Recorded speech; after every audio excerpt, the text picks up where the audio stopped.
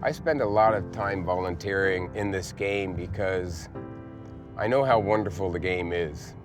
I know that once a child takes to the game, they fall in love with it and they use it for the remainder of their lives.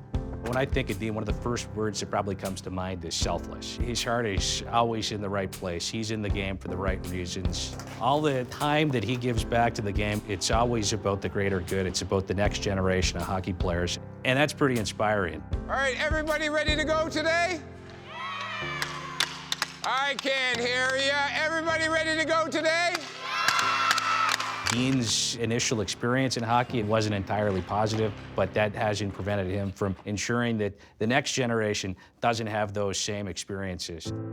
I grew up in Whitney Pier, Cape Breton. It was one of the most multicultural communities east of Montreal. I used to walk by this particular store in a white community, and I used to get comments from the adults standing outside the store that black kids aren't supposed to be playing hockey. And eventually I didn't want to walk by that store anymore, so I ended up giving up hockey as a result of racism. To have to give it up because of an incident of racism and discrimination really stuck with me over the years. And as a result, I make it my mission to make sure that no kid feels that way again. We're going to have a little bit of drills first, and then we're going to have a lot of fun in the end. Does that sound good? I first became involved with developing young kids of color in the game of hockey about 15 years ago. I was asked to participate in the Black Youth Ice Hockey program. There you go. You're almost there. Awesome. Give me 5.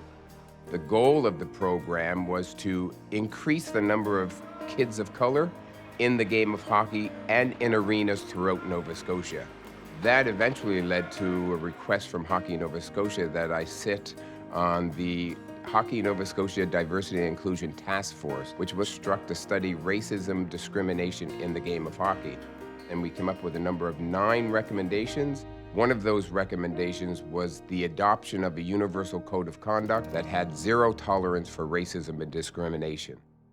My grandchildren would not be involved in hockey if it weren't for the involvement of Dean Smith. Dean and his team did a magnificent job in terms of spreading the word out there that there is a program available for kids that generally don't have an opportunity to play the sport. I was introduced to the Black Youth Ice Hockey program through Dean. It's very important for the kids to have someone to look up to that look like them. Are you ready for your Superman ride again? Here we go. It's just about exposure for them to know that they also belong and that the sport is there for them, and they can carry that belief in everything that they do going forward in life.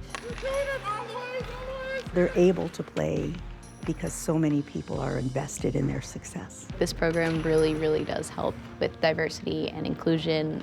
We need to build an environment that they feel welcome in. There you go. Perfect.